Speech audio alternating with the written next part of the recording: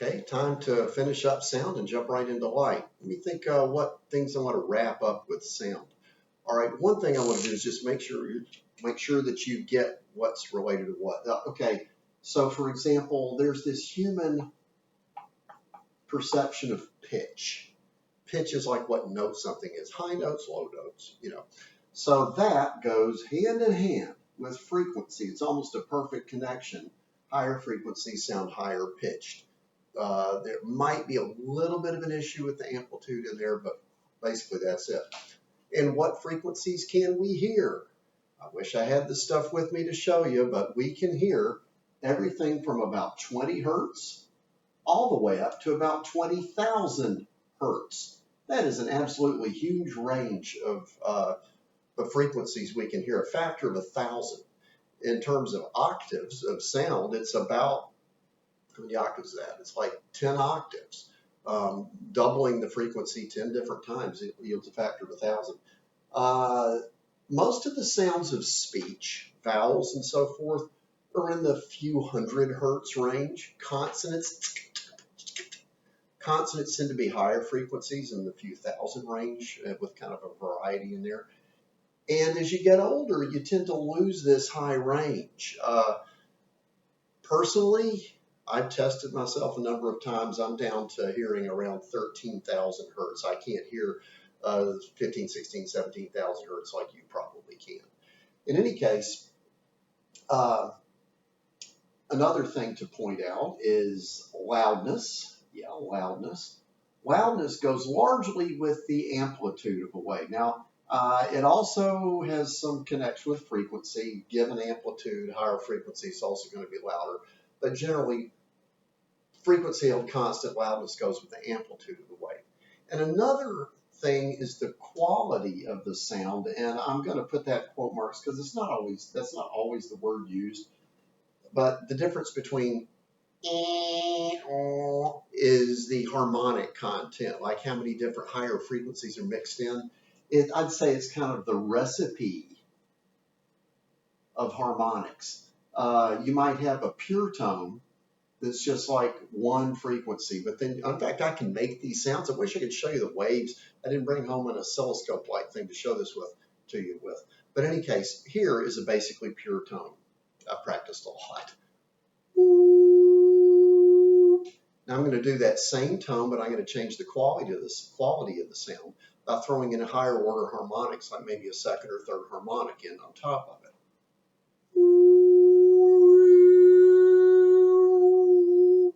Took it back out. I'll even put higher and higher harmonics in it. I'm going to do the same fundamental note, but I'm going to do a richer mixture of different harmonics to change the quality of the sound. Here we go.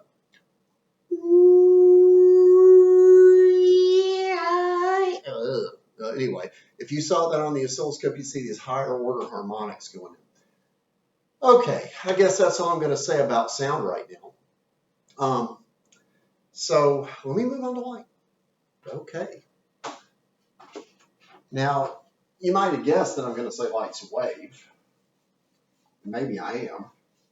But first, I'm going to tell you a little story about what people have thought light was over the years. I'm going to put a little bit of a scorecard up here, I might say. First of all, we have the idea that light is waves. That idea goes back to the 1600s, but so does this idea that light was particles. You remember I said there are two kinds of things in the world, waves and particles? Well, both kinds of things have been entertained as possible candidates for what sort of thing light is. Light's a phenomenon. We sense it. It's one of our direct sensory experiences. You know, we live in a world of light, and we're glad we do. We can see. But which of these two models makes more sense? Let's explore that. First of all, there's the who thought it thing. Well, the wave theory was originally proposed, championed by a guy named Christian Huygens, a Dutch guy, back in the 1600s, early 1700s. And the particle thing, guess who? Isaac Newton. Yeah, Newton thought light was these little corpuscles. Now, here's some things light needs to be able to do. I wish I'd put these things further over.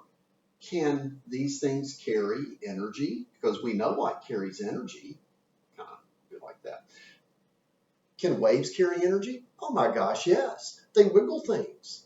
It's a way of transmitting energy. I can get you moving by sending you waves. You can hear my voice. And so waves are wiggling your eardrums, and there's energy involved with that. So of course waves can carry energy. In a way, this is a scorecard checklist, bottom of the first inning. Huygens is on the board here with one in the column for him. Waves can carry energy. Can particles carry energy? You betcha. Of course they can. I can throw something at you and hit you with it. So far we haven't decided between these two theories is which one's better. Let's look at some things, some other things that they can do. One thing is reflect. We know light reflects. Mirrors, even the fact that you see me, I'm not so much glowing. Now, I am glowing in colors you can't see. I'll talk about that later sometime. But I'm mainly visible to you because of reflected light from that light there, from the outdoors. So light reflects. Can waves reflect? Of course they can. Can particles reflect? Of course they can. Now, another distinction I'm going to make that I kind of enjoy making because of my experience in grinding telescope mirrors. That's kind of where I got this little pet thing I like to talk about. But in any case, you can see yourself in a mirror. Mirrors reflect light. Obviously, that's how you see yourself. It's a reflection. And mirrors, typical mirrors, reflect about 90% of the light that hits them. You can see yourself in a mirror. Can you see yourself in a piece of paper? Nah. Why not? I love simple questions that actually are kind of deep. Why is it that you can see yourself in a mirror and you can't see yourself in a piece of paper? Common answer is that the mirror reflects more light, like 90% of it. So do you think that, how much do you think this reflects? The answer, about 90% of it. This reflects light just as much as a mirror does. Then why can you see yourself in a mirror, but you can't see yourself in a piece of paper? And if you say because the mirror is made of glass and the paper is made of paper, well, yeah, but what is different between the glass and the paper? By the way, you can't always see yourself in glass. When I'm making telescope mirrors, I haven't done it in a while, but I might again sometime when I am, there's a good while there where you can't see yourself in the mirror, and eventually you can because of something you do. But why not? What's different? Tell you what, I'm going to first think in terms of the particle picture. I want to distinguish between, I'm going to call it specular and diffuse. And I think you can figure which is which. You may know, maybe you know, that specular is a Latin word for mirror, or speculum is a Latin word for mirror, and diffuse means all, smeared out. So obviously the paper is the diffuse reflection, and the specular reflection is what you get in a mirror. So why the difference? Okay, I'm going to go ahead and say it. If you don't guess it, I'll give you one more chance to guess. Maybe. What's different? Okay, I'll say it. The mirror is much smoother than the paper. The paper has bumps. Now, the bumps are too small for you to see. Well, I don't know. Maybe if you look really, there's a little graininess to it. I can sort of pick it up if I look real close. But anyway, the paper has these little tiny bumps on it. And why do bumps make you not see clearly? Let me give you an example.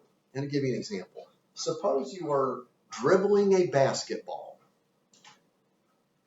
Can you play basketball successfully, meaning dribble, maybe without even looking, pass the ball to somebody else, like that, let it reflect off the floor? Can you do that well on a smooth, hardwood, polished gym floor? Of course you can. It works very well. Can you play basketball on a slightly rough driveway? Yeah, you can pass the ball. It'll go where it's supposed to be. You can dribble, okay, or drive away. How about on a sort of pebbly road? How about gravel road? It's not quite as predictable now. You might just miss the ball if you're not looking. It might bounce off to one side a little bit because it hits one of those bumps. It gets deflected off to one side. Make it worse. How about a cobblestone street, like one of those old cobblestone streets? I don't know, like in Savannah or some old place. You're dribbling and it might just hit this side of this little cobble rock thing and shoot it this way, or that side of that one and shoot it that way. You might try to pass it. Somebody might go to the wrong team because of those bumps. By the time you get to a boulder field, all bets are off. It's going to be lousy bouncing. So what determined this? Well, it turns out you can explain both of these things in the particle picture if the particles are bigger than the bumps on mirrors, but smaller. That's what I mean by greater, greater and smaller, bigger and smaller, than bumps on paper. So if light is a particle, I'm not saying it is, I'm just exploring a hypothesis here. If light is particles, if it is, then they must be small enough so that paper looks like a boulder field, like basketballs is to boulders, and yet mirrors apparently are smooth enough so that any bumps there are considerably smaller than such particles, so they reflect predictably. Maybe you can understand that analogy. I think you can. Let me tell you something else interesting. And again, I'm just exploring a hypothesis here. I found, when making telescope mirrors, that the shiny specular reflection, as I used finer and finer grades of abrasive, this dusty, powdery stuff that I'd use to polish the mirror or generate the curve and then finally polish it, as I got closer and closer to becoming shiny, two things. One is I would see the reflection best at a glancing angle. I wouldn't be able to look straight in the mirror and see myself. But if I held it at an angle, then the light bouncing off there, I could see it specularly. This reminds me of the first time I flew across the country to Seattle. And I was approaching the Cascades, looking ahead out of the airplane wing. And from a distance, the Cascades, the mountains looked kind of like that. They didn't look all that bumpy. I was only seeing the tops of the mountains. But as I flew directly over them and looked down now, it was like all these crazy ravines and stuff like that. Because I could see down into the cracks, so to speak. Now think about this. If you pass a basketball to somebody at a glancing angle, it can't get down in the cracks between the cobbles on the cobblestone streets. It's going to skip off the tops of them, kind of like this view from an angle of the mountain range. But if I dribble straight down, it might get down in between them and go off to one side or the other. So the specular reflection starts to happen at more of a grazing angle first and only later with even smoother surface you see like this. Another thing, the first specular reflection I pick up, and I'll go into a lot of details here, but this is neat stuff. The first specular reflection I would see would be reddish. I would be looking at the reflection, or the reflection of a white light bulb, which is really all the colors of light, as we'll talk about. But when I look at that, I'd first pick up a reddish orange reflection. Apparently, if light is particles, I guess the red ones must be the big ones, huh? And the blue ones maybe are the small ones, if it's particles. I didn't say it once. But I can explore the hypothesis whether it really is or not. Okay, so actually Newton's theory gives us a nice picture of why we have specular and diffuse reflection. Can Huygens theory do it? The answer is yes, because if you have waves coming in towards a surface, if it's real smooth, then the waves bounce off beautifully. Yeah. But if the surface is rough, then the waves bounce off in a way that kind of echoes the shape of that coastline it hit or whatever. And they bounce in crazy directions. They get all scrambled up and you can't tell what came from where.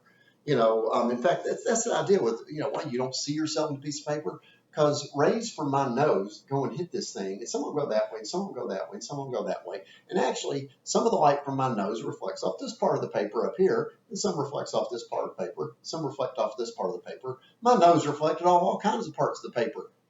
Also, light from my chin might get mixed up with light from my nose. You can't see yourself. Whereas you get nice predictable reflections with the mirror. In any case, the wave picture works too. It works in almost the same way, except it's not particle size we're talking about. It's a sort of wave size, and the size I'm talking about is the wavelength. So I could take this same sentence, but instead of particles, I'll say wavelengths. You compare wavelength compared to bumps. Very simply, if light is a wave, then red light is long wavelengths and blue light is short wavelengths. So far, the score, we are even. We are tied. There's no reason right now to believe the wave theory over the particle or vice versa. The next thing I'm going to throw in is that light is very well known to refract. Yes. I don't know why that voice seems to go with having my eyes here. Oh, I'm in Rainbow Land. Oh, have I shown you Rainbow Land before? I don't know. Can you see that? Anyway, you can probably see it better than I can because, I'm in Rainbow Land when I do that. In any case, light bends. It sure does. You know what? I'm going to shoot a laser through something. I feel like shooting lasers. Laser. Okay. How about I shoot a laser through a prism? Let's see what happens. There you go. Maybe you can see that. Here comes the laser. Some of it reflects. Oh, look at it. Oh, look at that. Look at that. It's better in the dark. In the dark. It's not really dark, but close enough. In any case, light bends and bounces and does all kinds of. I'm not really holding this very well. Maybe if I get underneath it. Yeah. Watch this light go in there. Look at it bend. Look at it go down. See that? See light bend? Yep. So light refracts. And it refracts a lot like the, like those swamp runner kids, the whole summer camp thing I talked about. It acts a lot like that. Oh, can waves refract? Well, okay, refract. Can waves refract? Of course they can. And by the way, they refract if they go slower in glass than in air. All right, well, Newton deserves a chance to bat in the bottom of the whatever inning, first, second, third inning. So Newton comes to bat. Can he explain refraction of particles? Can particles refract? Well, he came up with a waveform to refract. I'll show you. Newton said that if you had some glass here, or it could be water and glass act kind of the same way. This is air. Newton's R. Anyway, Newton said that if a particle's coming along like this, he has to come up with a reason for it to do that. He has to come up with a reason for the path to change, like so. Here's his explanation. I'll say without prior judgment. He said that since glass or water are denser than air, they've got more mass than air. If they have more mass, F sub g equals gm1 m2 over r squared. He said the gravity would be stronger, that there'd be this gravitational pull, and that when the thing got close to the glass, the stronger gravity would gotcha, and yank it in there. And if you were lollygagging along this way, and all of a sudden a big wind came up and blew you that way, or somebody grabbed hold of you, pulled you that way, you'd change direction, but you'd also speed up. You'd go faster. So Newton says, okay, it's gravity pulling you into the glass, and it pulls you in and makes you go faster. So yeah, he can do this if it's faster in glass or water. I'd say we're still tied, but we have a potential tiebreaker because it ought to be possible to do an experiment where you check the speed of light in these things. Now, I wish I had more time, like I always do, to tell you more of the story, how you measure the speed of light. There's some fancy stuff. Maybe I'll save another video sometime. But anyway, I'll tell you that they did try to measure the speed of light, measured it in air, not in the 1600s with Newton and Huygens. They didn't know how. But about that mid-1800s, some French guy, Fizeau, or was it Foucault, one of those people, in the 1800s in France, found ways to measure the speed of light in air and in water. And what he found was light goes slower. So actually, Newton's theory is not holding up so great right now. Failed the test. Let's see what else we got. There's another thing light is seen to do, and I think I can show you this. I believe I can. I know I can. See, this is a nice, what color laser? Green laser. And I have something here that I'm going to try to get you to see what this is. If the camera will pick it up. It's not showing real well, but I'll tell you that there are tiny little, oh, there they are. You can see them. There are tiny little openings, little stripes. I'm not talking about the big sawtooth, jaggedy things. There's about 10 little stripes, I think, for every one of those things. You can probably only see the ones over on this side over here toward my finger. But there are little gaps. And what I'm going to do is I'm going to shine this. I got about the green laser. Oh, that laser changes colors? Whoa, it's a multicolored laser. It's red, it's green, it's red, it's green. Okay, what I'm going to do is I'm going to try the green, and I'm going to shine through some of the dots here. We'll see what you see. Oh boy. Okay, I see, I don't know if you can tell, I see some little tiny dots spread out that they're very, very, very close together. I'm going to go across, and now the dots look substantially further apart. Close together, far apart. Close together, far apart. But which stripes am I shining them through? Like, am I now shining them through the far apart stripes or through the close together stripes? I'll let you guess. I call this A. This is A. This is B. This is A. This is B. When I shine it through A, is A the close together ones or the far apart ones? Most people think it's the far apart ones because you figure far apart things are going to make far apart dots, right? No, it's absolutely backwards. It turns out when I do this, I'm shining through the real close together ones. And now I'm shining through the far apart ones. There's something I did one time in a video earlier. I was talking about something. I wonder if you remember what it was. And I did like this. I went like, see, the sound effect was to like make you remember it. But my point was, when the things are closer together, what things? Well, it could be the kids with the beach balls. When the kids with the beach balls were closer together in the two-source interference pattern, that made the nodes and antinodes spread out. And if they're further apart, they closed up. It was like that. You saw that. I did it with those little things I held in front of each other, the little circular stripes. You saw that pattern. So what you're actually seeing here is a slightly subtle combination of, it's like two-source interference. It's also like diffraction. I won't go into the details of exactly what's doing the most what. But basically, you're seeing a multiple source interference pattern through these little stripes, and the closer together ones are spreading it out more. So what we're getting is interference, and diffraction, which are very related things. I told you they were related before. They both have nodes and antinodes. So you can get these weird nodes and antinodes with light.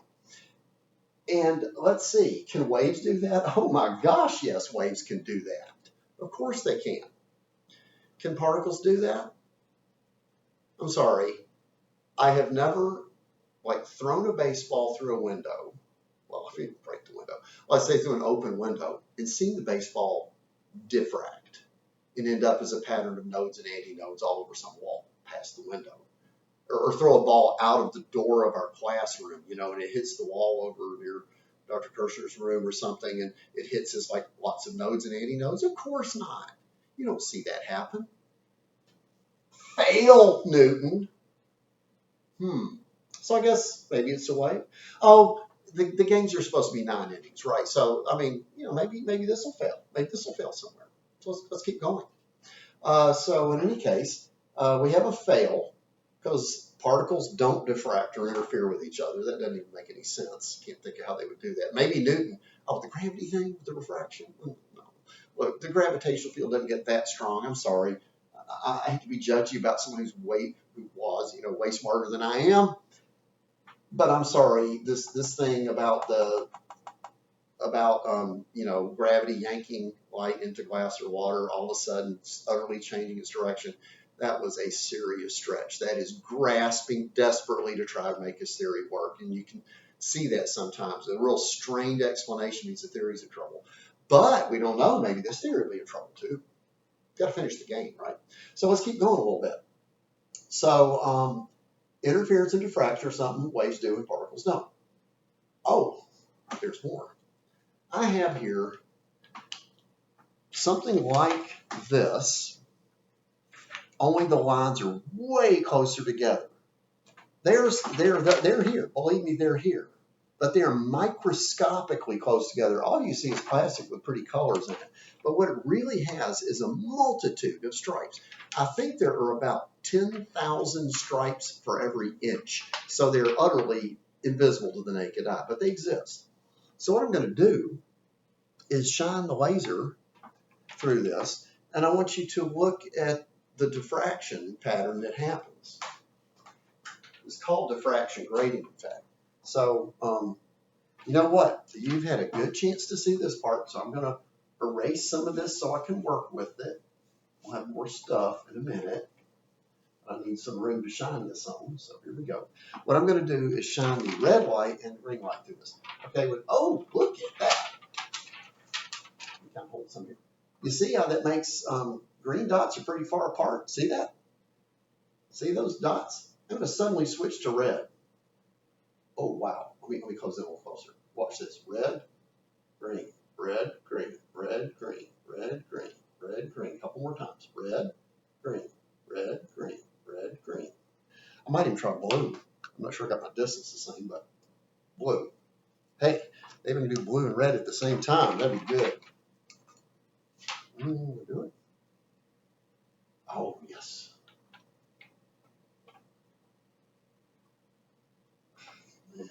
It's kind of hard to get through takes a lot of dexterity. There's my two colors shine through. Oh, well, like one of the reds over on the wall there. The red's further apart, the blue's closer together. You know what kind of wavelengths diffract the most? Long ones. So this says that red light, if it's a wave, if it is, it diffracts more, like the tuba waves. Yes, like the tuba waves going between the buildings, or the piccolo waves didn't diffract as much. The tuba waves, the low pitch sound waves diffract more. Similarly, low pitched or redder colors diffract more. And you know what? This lines up beautifully with the refraction thing about it going slower. Things are starting to mesh. We're looking good for the wave theory now. And there's more. There's more. Okay, here we have, wow, it looks so weird through here. Oh my gosh, it's weirder for me than it is for you, believe me. Anyway, maybe you can see me through here, I guess. Maybe you can still see me. I don't know if you can see me. I can't hardly see me. But watch this. Gosh, I mean, I can't look through and do it at the same time. I got to do it like this. You see that stuff in the background? Watch this. Ooh, it turned dark. Back, dark, back. That is so weird. Look at that. This is some piece of gray, sort of stinky plastic. Actually kind of stinks, like old musty smell. It's got iodine in it, is what it is. Anyway, when I put one gray thing in front of another gray thing, it makes a slightly darker gray. Until I turn it like this, it turns pitch black. That's weird. Even weirder, maybe, is what happens if I get another. I think I got another one. I do got another one. Here's another one. What if I put this one in between the two. And of course, nothing gets through because nothing gets through these two. Why would anything get through the three of them? You know, nothing gets through these two. See, nothing gets through until maybe you can see that, look, something's getting, you can't tell too well. Some gets through when I turn it at an angle. This weird behavior has to do with which way something's turned. And you ought to see what's happened to my computer screen. I wish you could see this. You can't because the camera's on the computer screen. It's turning crazy colors and there's like rainbow things going across it. I turned green and purple. It's amazing. Anyway, what you're seeing is like vertically polarized, horizontally polarized. The thing is you can't be polarized two different ways at the same time. So here's the deal. I'm going to do my little quick story to get the polarization thing across today about like being polarized like that. Suppose that those kids, I'm not going to draw them too well, but you know, the kids who like to shake the spring, and they're shaking springs, you know, like there they are, and they've been shaking the spring every afternoon after school, not getting their homework done, not even getting their remote school done. They're not even getting their remote school done. And they've been shaking springs. So one of them's mom calls up to the other one's mom says, hey, Lois, we need to do something about our kids. They've been out shaking the spring in the backyard. He stands in my backyard and your little girl stands in hers, but they've been shaking that spring and not doing their remote school. I think we should put a stop to that. Well, Mabel, we could tell them to not do that. No, I'm afraid I want to be my son's friend. I don't want to tell him. I need to just come up with something that just stops it. So they come up with this. A fence. They put up a picket fence. They put up a picket fence, a vertically polarized picket fence. Stuff from Home Depot. Maybe it's open. You know, it is a thing. And so they do this. And now, you know what? That does limit the possibilities. They can't do these anymore. They'll whack up against the slats and not go through. You know, she says, send me one of those horizontally polarized transverse pulses. He says, here it comes. Where is it? I didn't get it. Oh, dang it. It bounced back to me, you know, or got absorbed or something. But the vertical ones get through. And if he does crazy stuff every which way, the vertical part comes through. They still haven't stopped them from wasting their time. So here's an idea. How about they put up another fence? Don't replace it. Just put up an extra fence. How about a horizontally polarized fence? Yeah, how about that? Horizontally polarized fence like that. Now, if you do get some vertical through the fence, it ain't getting through the second fence, right? And if you get something that would go through the second fence, it wouldn't get through the first fence and vice versa. So nobody gets through. No waves can get through now. Unless they are longitudinal. Longitudinal waves could go through this stuff. But light waves didn't go through these picket fences. Here's the vertical picket fence. Here's the horizontal picket fence or something. And look, you can't get through both. You could get through two fences that were both the same way, but you can't get through two crossed polarizers. And what kind of waves can be polarized? Transverse waves can be polarized, just transverse ones. So apparently light's really being a wave now. It can be polarized even, and there's a lot of neat things I can show you with polarization, pretty colors and all kind of stuff. But in any case, light is apparently polarized. Not only is it a wave, it's a transverse wave. We even can calculate its wavelength. We know the wavelength of red light. We know the wavelength of blue light. Red light is about 700 nanometers wavelength. Red light is about 700 nanometers for the wave crest to wave crest of this transverse wave, whatever light is. And blue is out around 450 and violet's about 400. You can see everything from 400 to 700. There are colors you can't see. There's infrared with wavelengths longer than 700 nanometers. There's ultraviolet with wavelengths shorter than 700 nanometers, 400 nanometers. I actually went outside a little bit today. I know about skin cancer and stuff. Don't want that, but I do want me some vitamin D because it's good for you. It might even help protect you against coronavirus.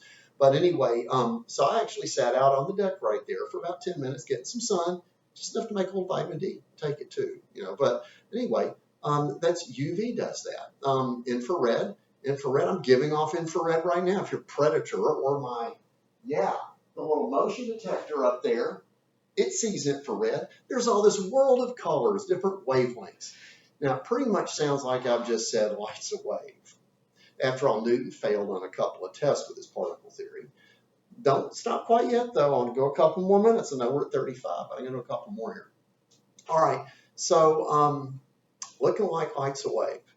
Now, the serious nail in the coffin, you might have thunk, for the particle theory happened in 1865. This is one of the biggest deals in history. It has utterly changed our world, almost entirely for the better. The discovery, well, I'll tell you what I call it a discovery. It was a prediction. A guy named James Clerk Maxwell. He was a Scotsman in 1865. And I've read more about him. I read that James Clerk Maxwell, when he was a little Scottish kid, 3 years old, and excuse my attempt to imitate a 3-year-old Scottish accent. But apparently he kept going around all the time when he was 3, pointing at things and going like, "What's the go with that? What's the go with that? What's the go with that?" What's the go of that? Meaning, how does that work? Curious little kid. Well, he grew up to be a great mathematician and scientist. And what he did, he compiled other people's information about electricity, which we did study, and magnetism, which we didn't really, but they're related. And he studied electricity and magnetism equations, wrote these 4 equations down, doctored up one of them a little bit because it needed another term and just out of symmetry. And then he solved the system of equations, like in a math class, only harder. And he solved this system of equations, and he got sines and cosines. He got waves, electromagnetic waves. And he thought, what the heck would that be? Electric and magnetic fields can wiggle and move? What would that be? And so he calculated the speed at which they would move. And he found they would move at, I'll say it, 3 times 10 to the 8th meters per second. Oh my gosh. Eureka. That's the speed of light.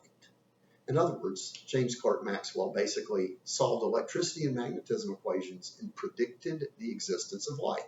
I say predicted the existence of light, of course. Everybody knew about light. They just didn't know it was an electromagnetic wave. And it turns out that these electromagnetic waves can break loose from their sources and go flying through nothing, though he didn't know they could go through nothing. He thought they needed a medium. But in any case, radio waves, X-rays. You know what I'm going to do? I'm going to write something on the board real fast. This video is going along, but it's too important to not do it. So I'm going to write something down. It's also in the book. I'm going to write it. Here we go. Here is the electromagnetic spectrum, the EM spectrum. You might have seen this in some other course, but this matters. This stuff matters. I'm going to go everything from 10 to the minus 10 meters for wavelength, all the way to 10 to the second meters for wavelength. And in between, there's, I guess, 10 to the minus 4 goes about here, 10 to the minus 7 is about here, 10 to the minus 1 is about here, powers of 10. I'm doing my powers of 10. And I just want to tell you their names. First of all the colors that you think of as colors, they all live right about in here, right in there. This right here is basically violet. This is red, and Vib Gior. Roy G. Biv backwards. See? Maybe you can read that. Red, orange, yellow, green, blue, indigo, violet. All in this tiny little range of 400 to 700 nanometers. That's all the human eye can see, even though some things can see other things. Oh my gosh, Claude Monet, the painter, the French Impressionist painter, had a cataract removed, rendering him able to see down to 300 nanometers in the ultraviolet. And he painted paintings with one eye that would show all these beautiful lavender flowers, with his other eye, they're yellow and red. Oh yeah, there's colors you can't see. And infrared, if you can see that. I wouldn't be surprised if this little camera on here might be able to see some infrared. I can't, maybe it can, but I don't have a good infrared source. Remotes. Remotes are good at that. Chances are it won't work, but I'll give it a shot. Is there anything? Wrong kind of remote. Dang it. Maybe I'll find one that works, has a little light on it, infrared light. Anyway, what else is there? There's ultraviolet. There's X-rays. And there's gamma rays, and these get scary down here. These gamma rays, they get scary down there. Then over here, we have infrared. Then we have microwaves. And then when the microwaves get long, we call them radio waves, because that's what radio is. In fact, when Maxwell found that, light was an electromagnetic wave, people thought, people like Heinrich Hertz thought, oh, I bet I could make some of those. And so he made electromagnetic waves on purpose by wiggling charges, by making little currents, and made electromagnetic waves.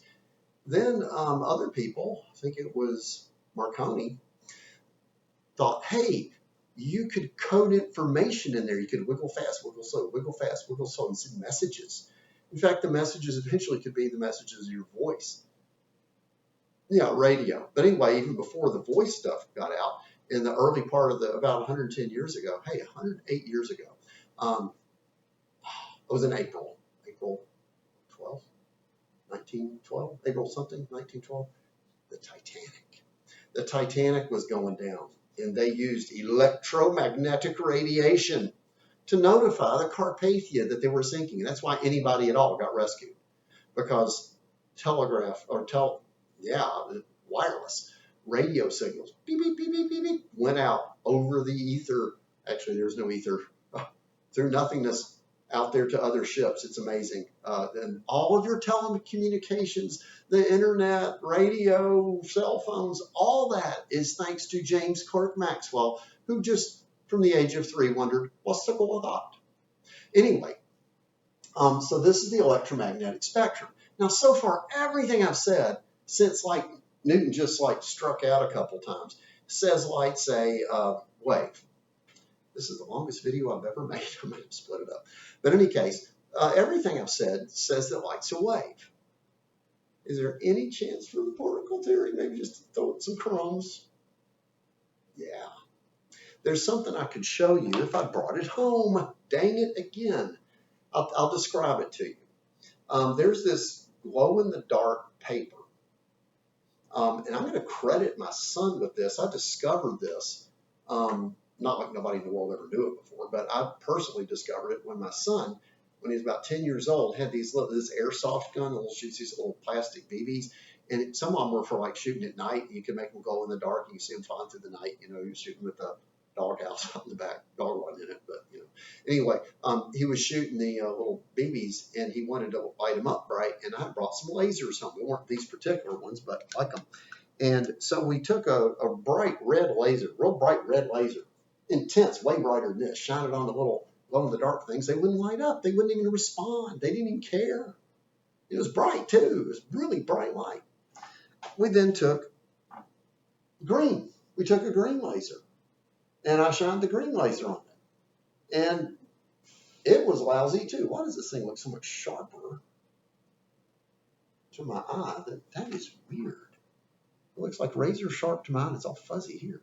It's strange. But anyway, we tried green. Nothing happened. And I didn't have a very bright blue laser. I had these intense red and green ones. They didn't do a thing. As one last lame try, we tried the blue one. Oh God, this could be. Oh, that's incredible. Oh, hope I didn't hurt it. I don't think it did. God, can't hurt you through the computer, so don't worry. I wouldn't do that to your eye. Anyway, here we have this blue laser, and it lit them up great. It was dim, and it lit them up great. How did the blue thing light them up? The dim blue light lit the glow-in-the-dark BBs up great, and intense red and green couldn't do it at all. I'm not going to go into this too much, but it turns out that's only answerable if light is particles. Because it's kind of like this. If you were throwing particles at something, and particles had different amounts of energy, you're trying to knock something over, let's say. If one particle of a certain type won't knock the thing over, whatever it is you're trying to knock over, neither will 2 of them or 3 of them or 4 of them or whatever. The number of particles, if one can't do it, none of them can do it. Nobody's strong enough to do it. But it only takes one strong enough one. It turns out light is particles.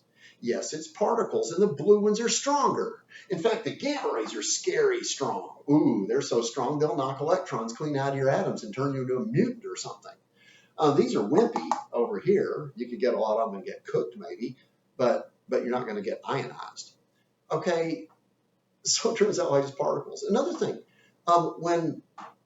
when light hits things, it actually exerts some pressure. It's possible. There's even some experiments going on about this, about sailing on the pressure of sunlight.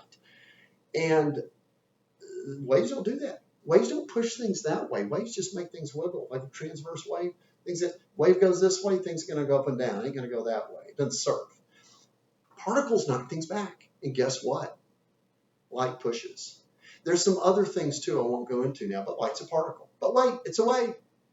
What is it really? I didn't bring something with me to show you. Okay, here's what I do. I take a coin, and I flip it and say, what is it? And somebody say, heads. And I go, so it's heads, right? And then I go, let me do it again. I flip it. Now what is it? Tails. But you just told me it was heads. Well, it was. Light's kind of like that. That's a pretty lame metaphor, but it's all I got right now. Light is a phenomenon that, depending on what experiment you're doing, it will act as a particle or act as a wave. If you do an experiment to measure its wavelength, it will have one. It will be a wave. If you do an experiment to measure its momentum, it will have momentum, and it will be a particle. In a way, light is emitted and received by matter as if it were a particle. But when it's on its way to its destination, it sort of exists as a wave. Almost like, and this is not quite it either, but it's almost like it morphs. It's like you can only describe its traveling primarily as a wave, but its interaction with matter is particle-ish. You know what? It's just one of them weird things. And we tried to cast our preconceived notions from going to the beach and playing catch onto a phenomenon of nature. And it's the best we knew how to do.